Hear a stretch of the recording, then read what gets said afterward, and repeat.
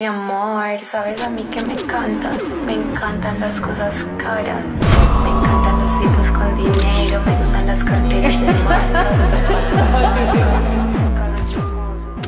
Si están crónicamente en línea como la mayoría de nosotros o pasan tiempo con regularidad en redes sociales, seguramente se habrán podido encontrar con videos o publicaciones, principalmente de mujeres, haciendo alarde o viralizando lo que hoy en día se conoce como narcobelleza. Porque aunque parezca una tendencia reciente, lo cierto es que esto siempre ha sido un estándar de belleza en varias regiones de América Latina, especialmente en países como Colombia y México, donde esta estética ha logrado consolidarse como parte del paisaje visual, como parte de la identidad cultural expuesta. Pues aquí las operaciones estéticas no son algo nuevo, siempre han estado de moda. Y aunque en cada país se percibe de forma distinta, estos dos ejemplos ilustran a la perfección cómo la narcobelleza ha hecho un daño profundo a las mujeres de nuestra sociedad. Y se preguntarán por qué. Pues verán, no se trata de una belleza natural, diversa o libre. Es una belleza artificial, un ideal impuesto, un solo canon repetido hasta el cansancio. Cintura pequeña, trasero enorme, senos exagerados, labios inyectados, rostros casi clonados y un sinfín de procedimientos quirúrgicos que muchos ya conocen o incluso consideran como necesarios. Pero este fenómeno no es ni de cerca culpa de las mujeres que han decidido o quieren someterse a esos procedimientos. El problema radica en que esos países han estado históricamente marcados por la corrupción, el narcotráfico y la desigualdad estructural. Y fue en ese entorno que la cultura narco encontró una manera muy efectiva de representarse a través del cuerpo femenino. Y años más tarde, la televisión ayudó a masificar esta idea. Telenovelas como Sin Senos No Hay Paraíso, El Señor de los Cielos,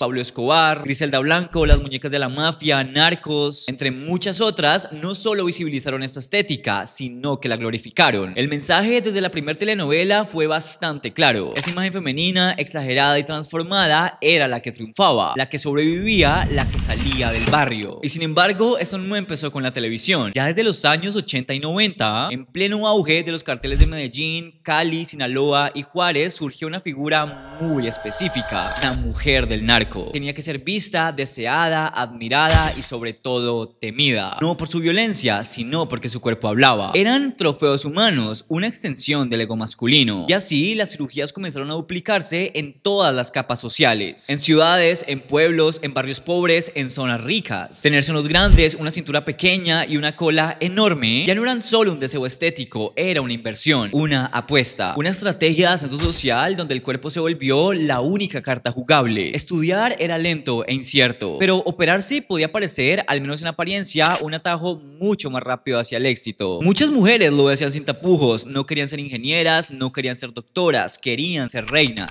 Pero lo que muchas también ignoraron es que esa realeza venía con condiciones. Había que adaptarse al molde, había que pagar el precio, con dolor, con sangre y con cicatrices. Y si no tenías dinero, no tenías de qué preocuparte, pues siempre había alguien dispuesto a patrocinar esas cirugías, con intereses que no siempre eran económicos. Aunque lo más perverso y aterrador de todo es que esta lógica dejó de ser exclusiva del mundo narco, pues se infiltró lentamente en la cultura popular. En la música, en los videoclips, las revistas y la moda se volvió aspiracional. Las mujeres ya no querían parecerse a Catalina la Pequeña porque fuera una heroína, sino porque había logrado salir del barrio, porque ese era el mensaje. Sin senos no hay paraíso, sin operarte no hay escape y sin cuerpo no hay futuro. El bisturí dejó de ser un instrumento médico y se convirtió en una herramienta de clase, un arma simbólica, una forma no solo de transformar el cuerpo, sino el destino. Y ese mensaje caló muy profundo, tanto que generaciones enteras comenzaron a ver las cirugías y procedimientos estéticos no como una opción, sino como un requisito. Pero lo que muchos olvidan es que nada de eso es gratuito. Detrás de cada operación hay miedo, hay ansiedad, hay competencia y muchas veces silencio. Porque en ese sistema las mujeres no hablan, posan, sonríen, exhiben y luego se desangran en privado si algo sale mal. Es bastante claro que el cuerpo femenino dejó de ser un territorio íntimo, se volvió algo público, opinable y exigido. Y lo más triste de todo es que cada que una mujer no encaja en ese molde es ignorada, o peor aún, es criticada, señalada y descartada. Y así entonces nació la narcoestética, no como una moda pasajera, sino como una estrategia cultural, un mensaje violento que dice: vales únicamente lo que tu cuerpo puede provocar en los hombres con poder. Y aunque muchos creen y aseguran que esto quedó en el pasado, la realidad es que está más vivo que nunca, solo que actualmente cambió de narrativa y de disfraz. Hoy, aunque a simple vista no parezca, la narcoestética se maquilla de empoderamiento, se viste de mujeres de alto valor, se graba en videos de influencers de lujo, se enmascara de un falso feminismo con bisturí, pero al final de cuentas el fondo sigue siendo el mismo: el cuerpo como pasaporte, como moneda, como prisión. Y ese, al menos para mí, es el verdadero problema, que no solo estamos hablando de cuerpos transformados, sino de culturas transformadas, de generaciones enteras que han crecido creyendo que para valer hay que parecerse a un molde diseñado en la mente de un hombre armado, que para escapar de la pobreza hay que entrar a una clínica, y eso, por más likes, filtros o cirugías que lo adornen, no es libertad, es otra forma de esclavitud, envueltas en silicona, promesas de éxito y selfies virales. Este es un viaje al corazón de esta estética. ¿De dónde viene? ¿Qué significa? Y lo más importante, ¿qué nos dice de la cultura que sostiene? Este, sin lugar a dudas, ha sido uno de los temas que más me ha interesado investigar, ya que todo lo que se esconde detrás está lleno de contrastes y verdades que a menudo solemos ignorar. Así que de verdad solo espero que les guste tanto este video como me gustó a mí hacerlo. Y de nuevo, recuerden que si les gustaría apoyarme, le pueden dar like a este video, así tal vez YouTube recomienda un poco más este video, más personas pueden verlo y les llegamos a una nueva audiencia, así que de verdad yo se los agradecería muchísimo. Para continuar, quiero que tengamos algo muy presente desde el principio. En muchos lugares de Latinoamérica, operarse no es un lujo, es una necesidad. La cirugía estética, los procedimientos, los retoques y en sí las transformaciones completas no vienen como decisiones personales, sino como una especie de mandato silencioso, como una obligación no escrita que pesa sobre los cuerpos de miles de mujeres desde edades absurdamente tempranas. Y por más que me gustaría que eso fuera una exageración, no lo es, pues es el resultado de una marca brutal, una huella impuesta por la narcoestética, esa que atravesó generaciones enteras y que convirtió la voluptuosidad en un símbolo de poder. La idea de que una mujer solo puede ser poderosa si es exuberante, si es operada, si es poderosa, si encaja. Y aunque muchas personas aún piensan que esos estándares solo vienen de Instagram o de los filtros de belleza actuales, la verdad es mucho más profunda y perturbadora. La famosa Instagram face y el rostro Kardashian también tienen orígenes en la narcoestética. Labios gruesos, nariz redefinida, rostro sin arrugas ni expresión, piel de porcelana y hasta mirada felina. Esto no es una moda aislada, es una evolución de una estética que comenzó mucho antes, en las calles de Medellín, en Sinaloa, en las novelas de narcotraficantes, en los quirófanos clandestinos. Y es que con el paso de los años, el deseo por operarse no ha disminuido, pues cada vez más y con mayor intensidad, mujeres sienten que deben hacerse una lipo, una rinoplastia, un aumento de senos o en su defecto, todo al mismo tiempo. No como un acto de amor propio, sino más bien como una estrategia económica, como una herramienta de movilidad social y como una tarjeta de presentación. Porque por más horrible que suene, en ese sistema tu cuerpo determina cuánto vales y el bisturí se convierte en un código, una marca silenciosa que grita: yo tengo el dinero para pagarlo, yo tengo quien me lo pague o yo tengo con quien jugar este juego. Es un lenguaje que no siempre se entiende desde afuera, pero sí lo entienden las que han vivido en la escasez, rodeadas por la promesa de que si logras parecerte a ese molde, la vida eventualmente va a cambiar. Vas a salir del barrio, del pueblo y vas a tener otra oportunidad. En conclusión, vas a ser más vista. Y esto no es teoría, no es retórica de redes sociales. Solo hace falta salir a la calle o abrir TikTok para verlo. En barrios populares de Medellín, Cali, Sinaloa o Ciudad de México, muchos adolescentes crecen escuchando la misma historia. Si te operas los senos, si te pones glúteos, si te arreglas la nariz, vas a encontrar muchas más oportunidades o en su defecto un hombre que te mantenga, un proveedor, alguien que te saque de donde estás, que te lleve a vivir todo eso que ves en Instagram y en TikTok. Y lo peor es que no solo te lo dicen, lo ves y lo vives a diario. Y entonces un día, luego de tanto escucharlo, se lo plantean, no por vanidad, sino por supervivencia. Y el sistema lo confirma. Por ejemplo, en Colombia, una cirugía básica de senos puede costar entre 10 y 15 millones de pesos. Y en México, hasta 70.000. Eso supera con creces el ingreso mensual de toda una familia. Y sin embargo, muchos encuentran la forma y lo hacen. De hecho, haciendo la investigación para este video, me encontré con el testimonio de una chica que decía algo como: yo realmente no quiero operarme, pero he visto como todas las que lo hacen consiguen todo lo que yo no: trabajo, ropa, viajes, atención. Me cansé de sentirme invisible. Y eso de verdad fue demasiado crudo para mí, porque demuestra que todo lo que creímos había quedado atrás sigue aquí más vivo que nunca. Y eso, al menos para mí, es la parte más cruel de este sistema, pues no solo se trata de verte o lucir bien, se trata de ser visible, porque en este mundo saturado de imágenes, quien no encaja en ese molde simplemente desaparece. Y este molde es claro, concreto y específico: cintura de avispa, glúteos enormes, senos redondos, labios gruesos y rostros afilados. Un cuerpo que, si lo piensan, no parece humano, pero que se volvió aspiracional. Un cuerpo cuerpo que no sobrevive a la lógica de lo natural, sino que se fabrica quirúrgicamente para complacer una fantasía, la de la mujer objeto perfecta. Y lo peor de todo, o al menos lo más triste y cruel, es que en ese proceso el cuerpo deja de ser algo íntimo y se convierte en un capital, en inversión y también en una vitrina. Pero como toda inversión en un sistema desigual,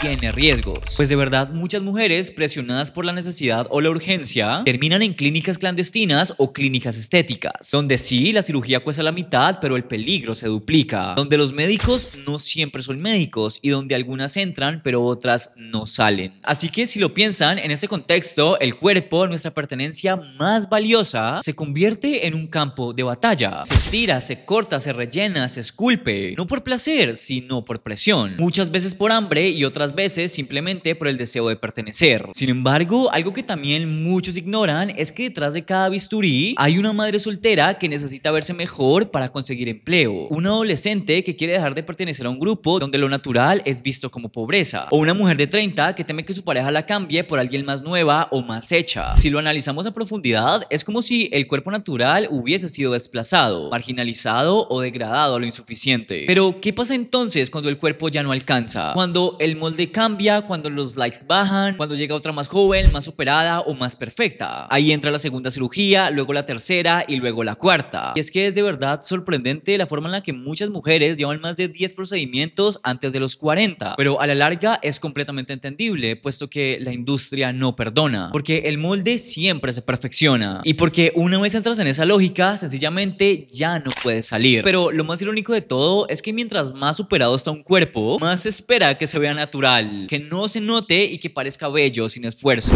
Ahora bien, luego de haber hablado de cómo la cirugía estética se ha convertido en el mayor símbolo de estatus de nuestra sociedad, creo que es inevitable no mirar hacia el terreno que está alimentando, viralizando y actualizando este ideal, las redes sociales. Y es que actualmente Instagram y TikTok no solo replican la narcoestética, la han convertido, por más aterrador que suene, en un narcosueño, un ecosistema de fantasías editadas y cuerpos construidos que actualizan el viejo guión del poder, pero ahora con una nueva escenografía. Pues ahora no necesitas estar casada con un narco para lucir como alguien de ese mundo. Hoy solo basta con un buen aro de luz, un filtro, una cirugía financiada a cuotas y el algoritmo de tu lado. Y es que la narcoestética ya no solo vive en los barrios ni en las telenovelas. Ahora respiran TikTok, se mueven Reels, se monetizan OnlyFans y se perfeccionan FaceApp. La revolución estética del narco se volvió digital y viral. En TikTok, una generación entera repite el molde con precisión quirúrgica. De nuevo, cinturas diminutas, glúteos enormes, pómulos afilados, labios gruesos, cabellos planchados, uñas kilométricas, ropa ajustada, voz aguda. Básicamente lo que internet decidió llamar las barilatinas. Pero detrás del maquillaje lo que hay es una actualización del mismo sueño de siempre. Ser vista, ser deseada, ser mantenida, solo que ahora el proveedor ya no es un capo. Puede ser un sugar daddy, un influencer, un productor o incluso una audiencia anónima que deje propinas en live a cambio de solo mirar. Actualmente, aunque pueda parecer que sí, no es solo un estilo, es una estrategia. Y como toda estrategia, tiene su lenguaje. Las frases se repiten una y otra vez, como un rezo de esta nueva religión estética. Yo no salí del barrio para estar con cualquier hombre. Yo soy una mujer de alto valor. El que quiera estar conmigo tiene que pagarme el alquiler. O si no tienes para costear mis lujos, ni siquiera te acerques. Solo vengo a recordarte, mujer, que hay hombres que te pagan la carrera, hay hombres que te llevan de viajes, hay hombres que te compran casas y carros. Es una locura, lo sé, porque aunque a simple vista parecen frases de empoderamiento, si las escuchan con atención, siguen girando alrededor del mismo eje de siempre: el dinero del hombre, el cuerpo de la mujer y el intercambio implícito. Muchos, lo más probable es que no estén de acuerdo, pero esto no es empoderamiento, es una estructura patriarcal recargada, con más brillo, con más likes, pero con el mismo mecanismo. Yo pongo la imagen, tú pagas el estatus. Yo ofrezco el cuerpo, tú pagas la cuenta. Incluso el molde estético ha evolucionado, pero solo en precisión, no en su diversidad. Y es que antes tenías que ir al quirófano, ahora solo basta con un filtro. Filtros que afinan la nariz, agrandan los labios, alisan la piel, levantan los pómulos. Filtros que, como bien ya deben saberlo, han creado un nuevo canon. Un rostro clonado que se repite desde Medellín hasta Madrid y desde Sinaloa hasta Miami. Y ese rostro, por más que nos han tratado de convencer de lo contrario, comentario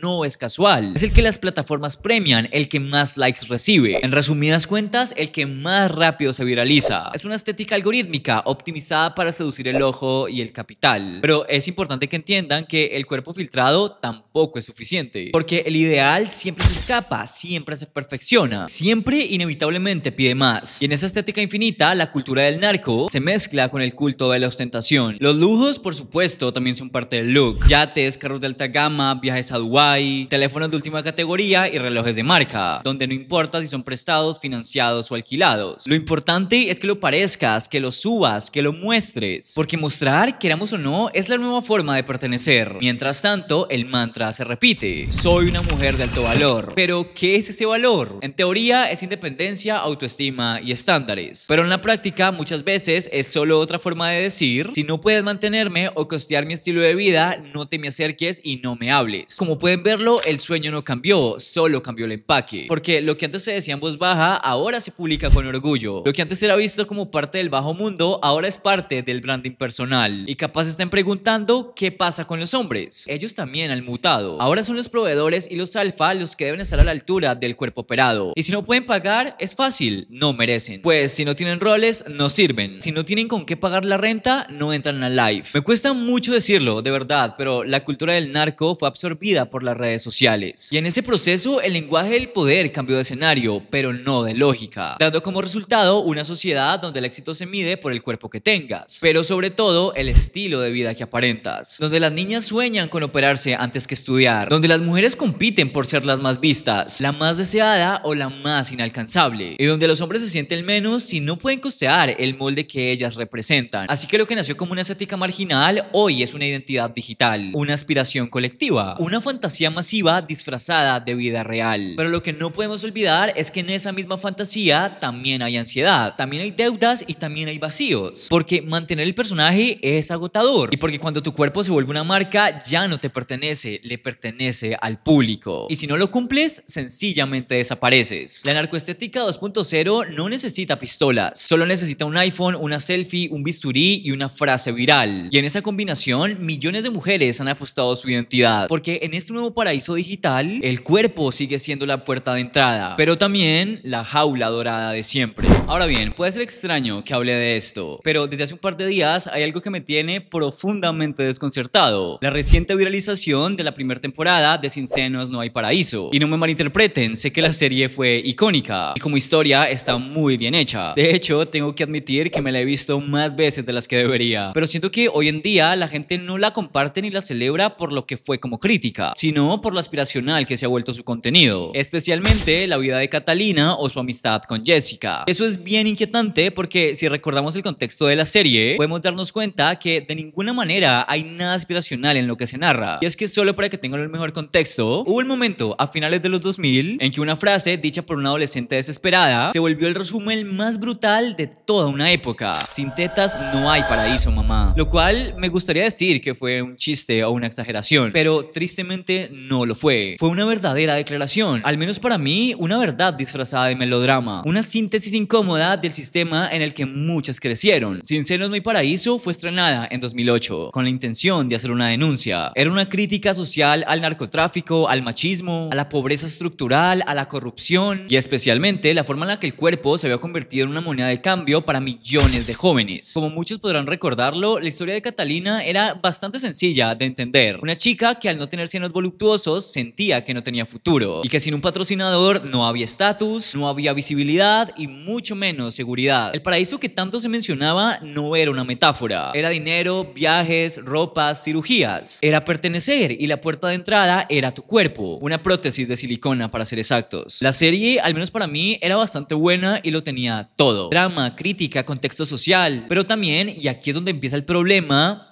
glamour. Habían fiestas, autos de lujo, ropa ceñida, maquillajes perfectos y una puesta llamativa de escena que sin querer o tal vez queriendo comenzó a seducir. Y es así como lo que pretendía ser una advertencia comenzó a parecer un manual no oficial para sobrevivir en contextos de desigualdad. Un mensaje que todo el tiempo nos decía: si no puedes cambiar tu mundo, puedes cambiar tu cuerpo. A la larga, creo que lo que muchos olvidan es que Catalina no quería operarse por vanidad, quería sobrevivir. Y el mensaje que su mundo le devolvió fue bastante obvio: si no tienes tetas, no existes. No accedes al amor, no entras al poder, no cruzas la puerta y por el contrario te quedas por fuera. Y es triste porque con el tiempo esa frase dejó de ser un simple diálogo de guión. Se convirtió en un código cultural profundamente arraigado. Una ideología disfrazada de telenovela. Una semilla que germinó en millones de cabezas. Y ahora, una década después, la misma serie ha vuelto. Pero no como una crítica rescatada o una memoria reflexiva. Ha vuelto como nostalgia aspiracional. Un símbolo que ahora mismo renace más que nunca en la cultura pop. Y es que no sé si yo estoy muy crónicamente en línea, pero ahora en TikTok de verdad se ha convertido en una tendencia enorme, donde mujeres de todas las edades recrean escenas, usan los audios de la serie constantemente sin sarcasmo, y lo peor de todo es que exaltan a Catalina y a Jessica como si fueran unas mártires. Pero lo que no he visto es a alguien preguntándose, ¿es realmente Catalina un personaje liberador? Y es que parece que muchos no entienden que ella no se escapó del sistema, ella se sometió a él. Catalina tuvo que transformarse para poder sobrevivir dentro de esa estructura. Y aunque su historia es bien trágica, muchos jóvenes no se han quedado con esa tragedia. Se quedan con el antes, con el cuerpo y con la promesa. Con ese breve instante donde todo parecía mejorar porque habían unas prótesis de por medio. Y justamente ahí está el peligro. En cómo una historia pensada explícitamente para denunciar terminó siendo glorificada. En cómo una advertencia de formas bien locas se convirtió en un ideal. En cómo el dolor de una generación fue estetizado hasta el punto de convertirse en algo deseable. Y es que cuando una historia así se vuelve viral en redes, no se comparte por su crítica social, se comparte por su estética, por el drama o capaz también por la validación. Y porque aunque muchos lo digan en forma de broma, hay una verdad muy profunda detrás de esa frase: sin senos no hay paraíso. Y eso, al menos para mí, de nuevo, nos enfrenta a una contradicción brutal. ¿Estamos viralizando ficción o un tutorial? ¿Nos conmueve esta historia o la estamos repitiendo con orgullo? ¿Nos indigna o nos inspira? Lo inquietante de esta glorificación es que no solo ocurre en personas sin referentes críticos. También está ocurriendo en mujeres que se identifican como empoderadas. Mujeres que hablan de amor propio, de independencia y de romper el sistema, mientras reproducen exactamente el mismo molde que la serie denunció. Es como un tipo de feminismo distorsionado, donde la libertad se mide por cirugías pagadas por otros, donde la independencia no solo significa no necesitar a un hombre, sino encontrar uno que pueda costearlo todo. Y así entonces lo que fue una crítica hacia un sistema perverso, hoy precisamente es la realidad cotidiana de millones. Y al final de todo nos queda una pregunta bastante simple pero brutal. ¿Seguimos viendo esta historia como entretenimiento o como espejo? Porque si es espejo tenemos que decidir, ¿vamos a romperlo o vamos a seguir admirándonos en él? Aunque lo que le devuelva a las mujeres no sea un paraíso, sino una versión mutilada de ellas mismas.